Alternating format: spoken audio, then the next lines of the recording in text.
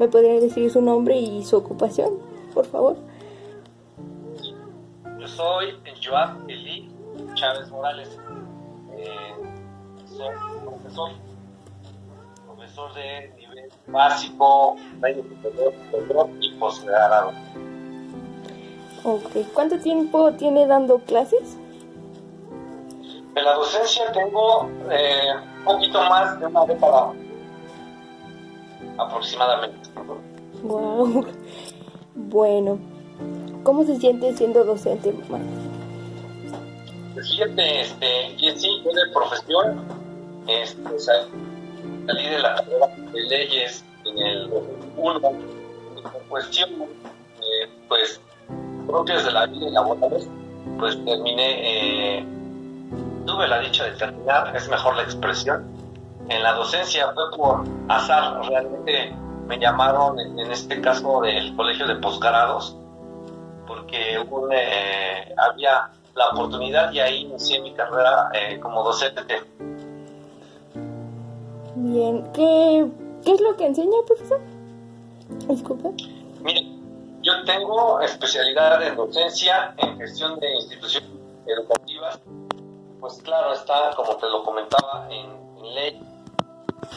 Actualmente pues, estoy doctorando lo que es la administración. Entonces, donde aporto, vaya, las disciplinas en donde imparto, pues es leyes, es ciencias de la educación, pedagogía, todo lo referente a las ciencias humanas, a las ciencias sociales.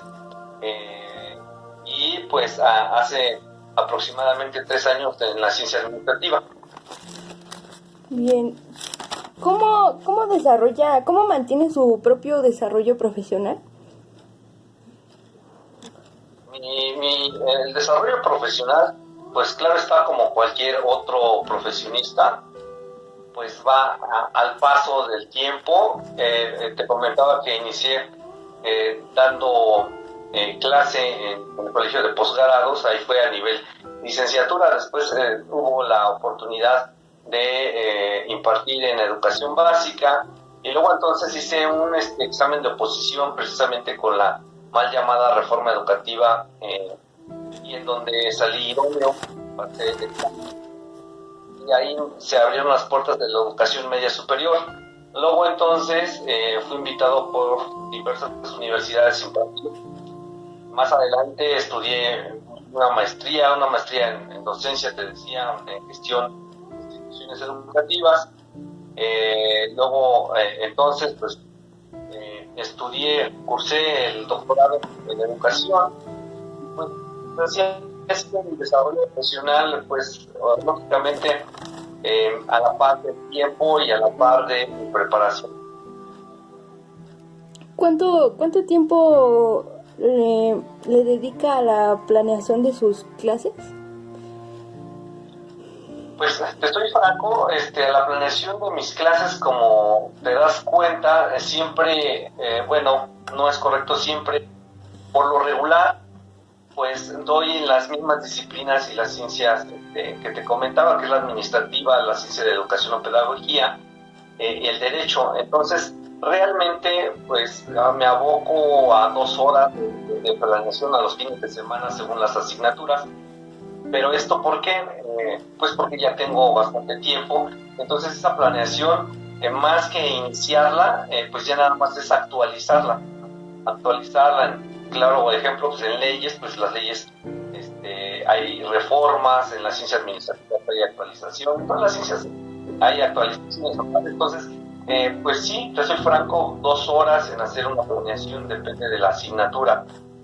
Donde me llevo más tiempo son en las asignaturas de tipo metodológicas, como seminarios de tesis, metodología de investigación, en todo lo que va perfilado al buen egreso académico del estudiante. ¿Podría definirlo como difícil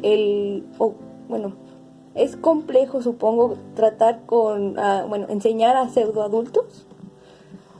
Pseudoadultos, bueno, pues pseudoadultos podemos, si te refieres a la profesional y al posgrado, no es complicado. Por el contrario, me parece una gran área de oportunidad, porque fíjate, Jessy, que a partir de la media superior, el perfil de egreso, pues el estudiante de alguna manera ya tiene cierto compromiso con su vida académica, con su vida futura, evidente, profesional. Entonces, ahí hasta me atrevo a decirte que me enriquece bastante porque ya traen, insisto, aprendizajes esperados, aprendizajes no nada más científicos, sino también empíricos. En este sentido, pues claro está que no me es complicado, por el contrario, se facilita y me ayuda al crecimiento personal. Y con esto mismo, bueno, anteriormente hablábamos sobre ser primero ser humano, hay que ser humano antes que ser cualquier profesional. ¿Cómo importa estos valores ante sus alumnos? O sea, ¿es algo que sí conlleva principalmente en todas sus clases? O sea, que sea un punto que sí lleva a cabo en todas sus clases, o sea, que sí lo proporciona. Sí, claro. No, pues claro está, puedo decirte con la conciencia tranquila y limpia que un requisito para que yo pueda ejercer mi praxis profesional, vaya la redundancia, pues es primero el inculcar valores, ¿verdad? Inculcar valores y principios, de tal manera que aunque cualquier docente se quiera escapar un poco de este sentido, pues le es imposible. ¿Por qué? Porque nuestra educación, la actualidad y de hace un poco más de 7, 8 años, pues ya te pide un perfil humanista. Y claro está, y qué mejor ejemplo que el botón triste que estamos padeciendo ahorita, no nada más en el rubro educativo, sino todo en el globo terráqueo, ¿verdad? Que es la pandemia. Luego entonces ahí echamos mano, por decirlo de una manera común, de lo que es la inteligencia emocional, que conlleva, por ende, reconocerse primero como persona y luego entonces poder departir o ejercer otro tipo de situaciones. En el caso académico, insisto, pues es un requisito, vaya, sumamente que debemos acentuar entre los docentes. Yo no estoy privado de eso y sí, claro que es mi principal función como docente. ¿Usted fomenta la creatividad y la imaginación en su aula? Sí, te puedo decir que sí, porque recuerda que pues dentro del proceso de enseñanza-aprendizaje no debemos de perder de vista lo que es la retroalimentación o el feedback, ¿no? También le llaman. En ese sentido, pues al momento de que tú preguntas, no solamente reafirmas el contenido que se ha pretendido impartir en clase, sino que también evalúas como parte de la praxis docente, no nada más la planeación de ejecución, sino también evaluación como último tenor para cerrar este círculo. Pues claro está que se fomenta la creatividad al cuestionar, pues es claro que dejas al alumno responder respecto de su forma de pensar y sentir. ¿Y cómo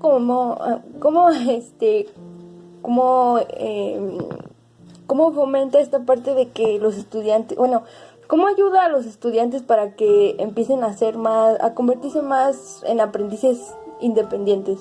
Porque bueno, docentes míos me han mencionado que hay estudiantes que teniendo a lo mejor 20, 25 años, aún pues obviamente necesita ayuda, ¿no? Pero ¿cómo hace usted para que ellos, bueno, o sea, cómo los ayuda para que ellos empiecen a iniciar de este lado independiente? Pues mira, no sonaría muy presuntuoso si te dijese, ¿sabes qué? Sí hay, yo todo lo prepondero en ese aspecto, no. La verdad es que nuestro sistema educativo no está mal, simplemente que no se ejecuta como otros tantos sectores aquí en nuestro país. Con esto te quiero referir de que existen en la profesional, ya que me estás hablando, o entiendo que me estás hablando de la profesional al decirse adultos y a manejar las edades que me dices entre los 20, pues existen las prácticas profesionales.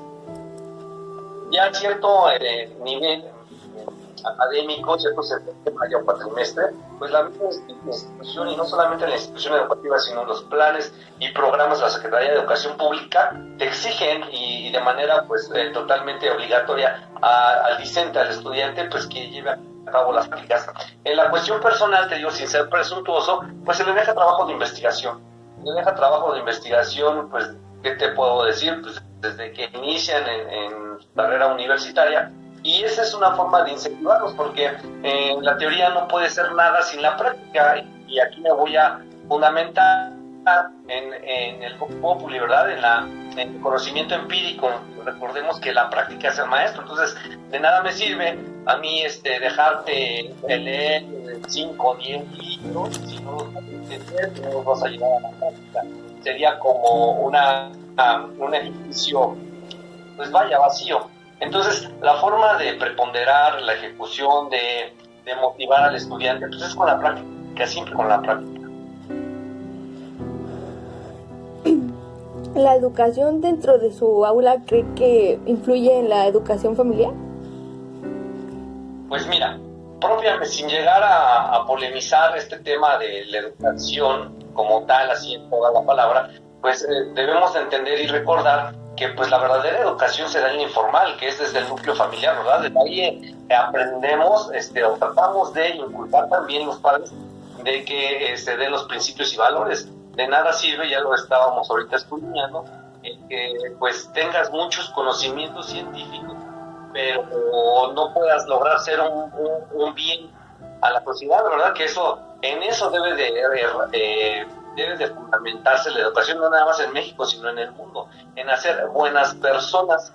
En ese sentido, pues es una tarea del docente o de la praxis educativa, pues el reforzar esos principios y valores que se dan desde el núcleo familiar, porque inclusive en este tiempo, insisto, en esta situación de salubridad, pues nos dimos cuenta por los medios masivos de comunicación, en este caso las TIC, las tecnologías de la información y la comunicación, las redes sociales, que pues de nada sirve tener al alumno si no te pone atención, si es irrespetuoso, si no sabe respetar a sus compañeros, al maestro, a las autoridades. Pues no es algo positivo. Ahí considero que sí debe de hacerse un ejercicio de reflexión, pero más que de reflexión, de ejecución por parte de la sociedad, en este caso los padres de familia, el núcleo, la familia, de la sociedad, para que tengan bien claro que pues realmente el docente, el profesor, el maestro, como lo quieras denotar, pues no está de fondo, coercionado, es decir, obligado a los principios y valores.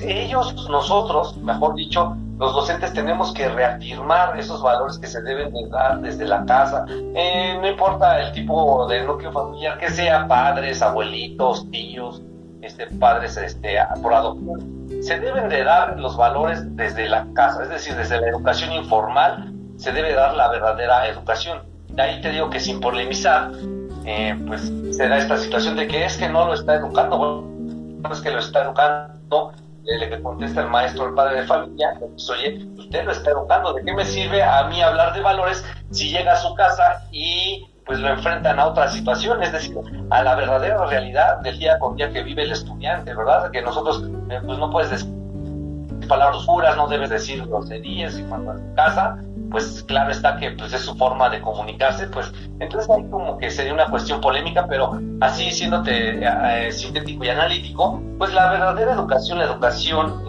y considero la más importante o fundamental, pues se da en la casa. Y por ejemplo, siendo adultos mayores de edad, mayores de tal vez 25 años, mayores 30 años, que ya no tienen esta educación en casa, ¿usted cómo la intenta desarrollar? Pues, insisto, te comentaba que no se puede dar todo teoría, ¿verdad? No puede ser todo científico, entre comillas. Pues ahorita lo que nos funciona mucho a los docentes como instrumento, herramienta, pues es la inteligencia emocional. Uno debe de insistir una y otra vez, hacer ese nuestro trabajo como docente también, el insistir, el preponderar los valores, te digo, ya sea para reforzamiento y en casos, en algunos casos, pues que no tienen estos principios y valores, pues sí, perseverar y repetir y tratar de que les llegue por todos los sentidos esa educación de la que careció al alumno. ¿Tiene alguna filosofía de enseñanza, profesor? Sí, fíjate que sí tengo una filosofía de enseñanza.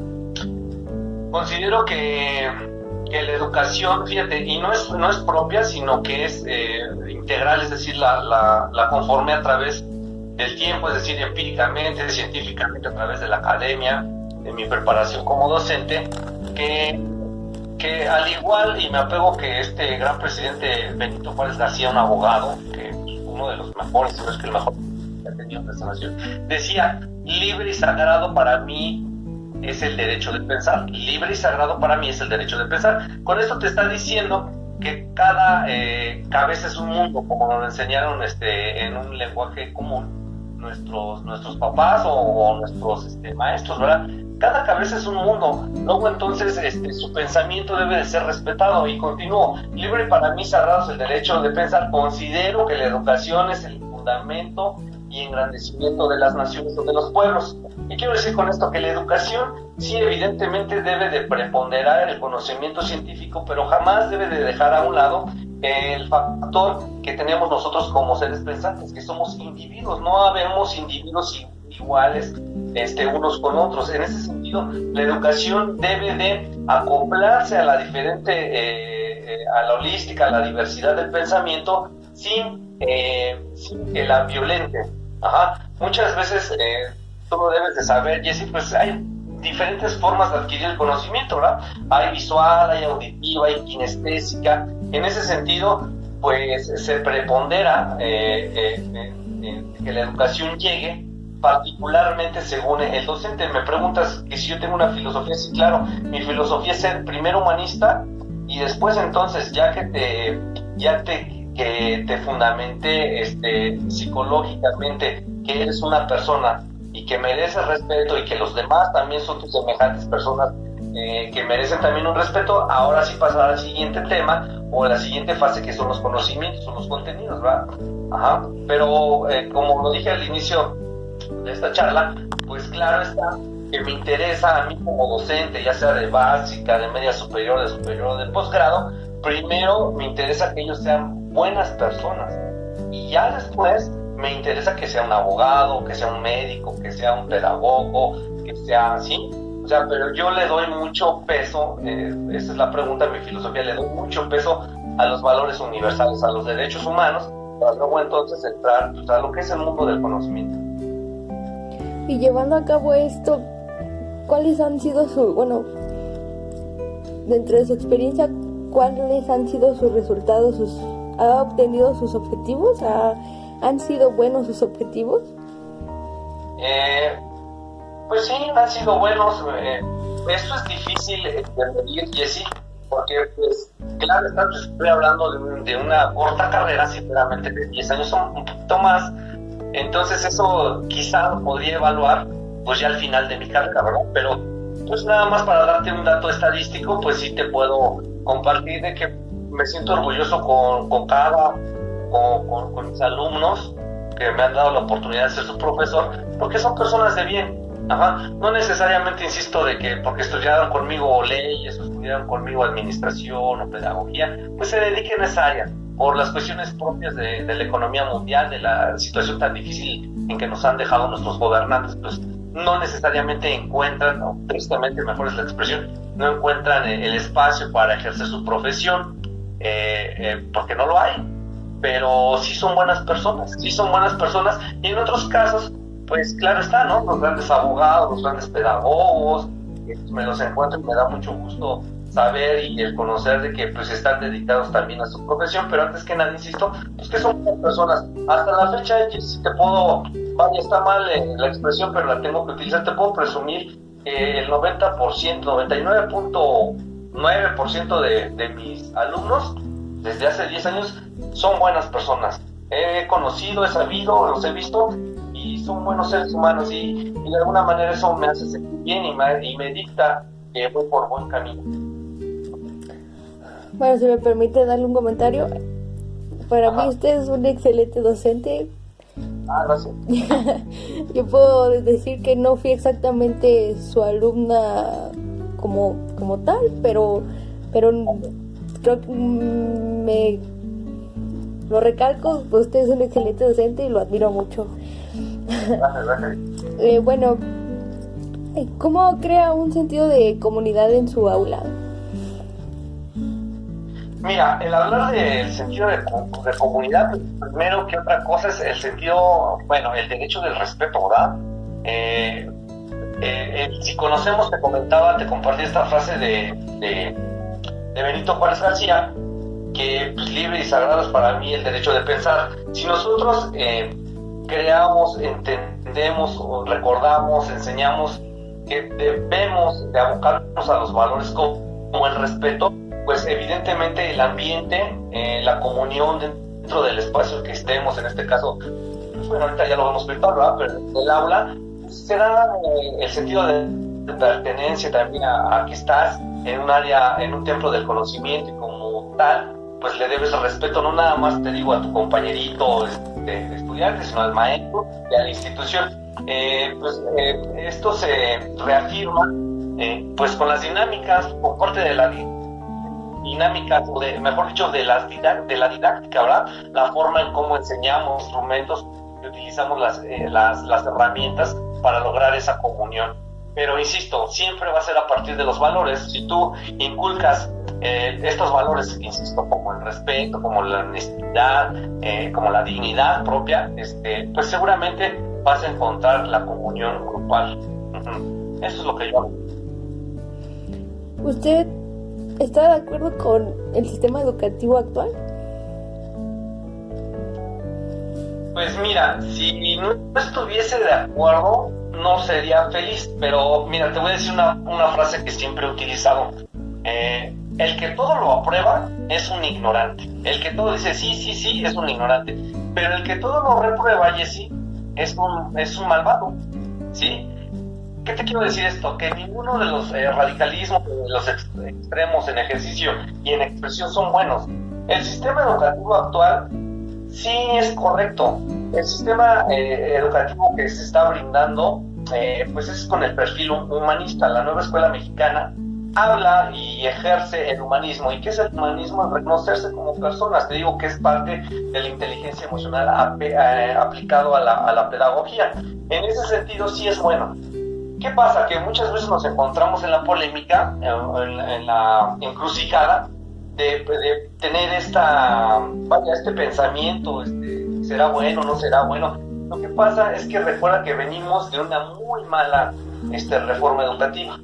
Venimos de un ejercicio más que político por parte de la administración pasada, y en ese sentido, pues sí, socavó los pilares de la educación nacional, donde pues nos dejó mal parados a todos, a todo el maestro mexicano, lo dejó, vaya, disculpa la expresión, en el piso, lo dejó como lo peor. Y entonces, pues ahorita en esta nueva forma de educar, en estos nuevos planes y programas, se está tratando de recoger, de ensalzar de alguna manera científicamente al alumno, pero obvio también al profesor. Entonces, sí es bueno nuestro sistema educativo, pero estamos en vísperas, claro está, de mejorarlo, y estamos apenas iniciando del uno, porque, insisto, después de esta terrible reforma educativa, que no fue reforma educativa, sino fue una reforma laboral, fue una reforma económica, fue una reforma política, fue una reforma pues que realmente, insisto, y disculpa que lo haga de esta manera, pues que le dio al traste, como se dice popularmente, a la educación en México. Apenas otra vez vamos creciendo con esta nueva escuela mexicana, que está fundamentada, acuérdate, en valores, en el humanismo. Ya empezó, ya entiendo más. Que por cierto, si me aceptas el comercial, en el 2017 escribí un libro que se llama Lo falso de la reforma educativa, el neonacionalismo. En algún momento pues te lo haré llegar, y a tu auditorio también, si gusta. Entonces, y es precisamente donde hablo científicamente y vaya, empíricamente e históricamente de esto que estamos viviendo, de lo que fue y de lo que es. Ay, sí, con todo gusto, usted mándelo.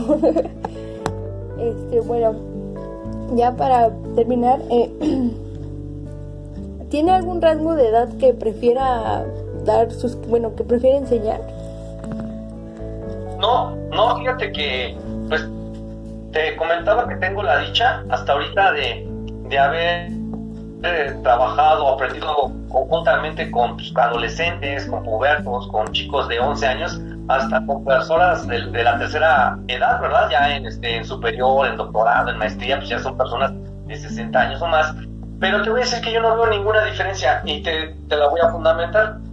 Por ahí hay una frase de un pedagogo que se las voy a dejar de tarea. Al fin y al cabo soy profesor, se las voy a dejar de tarea, que nos dicta: la educación no es aquella que se da de cabeza a cabeza. La educación no es de que se da de cabeza a cabeza, sino la educación se da de corazón a corazón.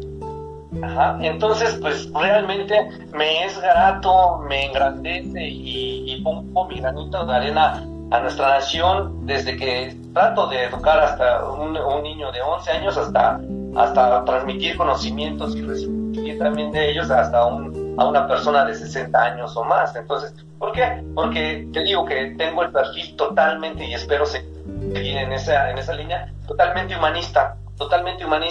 Entonces, pues insisto, yo me aboco mucho a esa máxima de que la educación no es la que se da de cabeza a cabeza, sino de corazón a corazón.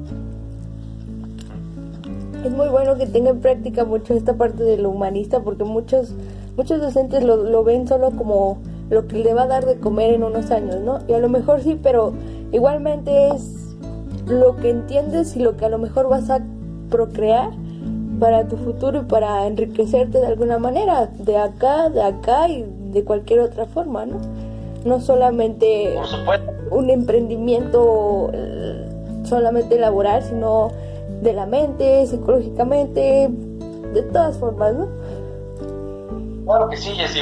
Fíjate que ya nada más, como dices tú, con esto acabo, por ahí hay un libro que se llama La retórica de Aristóteles, y este libro es uno de los primeros ejercicios escritos de la comunicación en la historia mundial o universal, y nos dicta este filósofo polímata, es decir, que manejaba varias ciencias o aprendió y enseñó varias ciencias sobre la persuasión, pero sobre la persuasión en la forma de comunicarnos. Y a partir de su pensamiento filosófico nos dejó un legado muy importante, una herencia muy importante, y nos dicta que el ser humano, así como lo conocemos, el Homo sapiens, tú y yo todos, pues tenemos tres grandes partes, que él le llamó patos, logos y etos. Patos, logos y etos. El logos es que todo ser humano tiene un pensamiento, una inteligencia. Todos los seres humanos tenemos un logo, una inteligencia, nos decía Aristóteles. El patos, que todo ser humano tiene sentimientos y emociones. Patos, quizá algunos lo traducen del latino, del griego, a empatía, ponerse en lugar del otro. Todos los seres humanos tenemos un logo, una inteligencia. Todos los seres humanos tenemos un pato, tenemos un corazón, una emoción, ¿sí?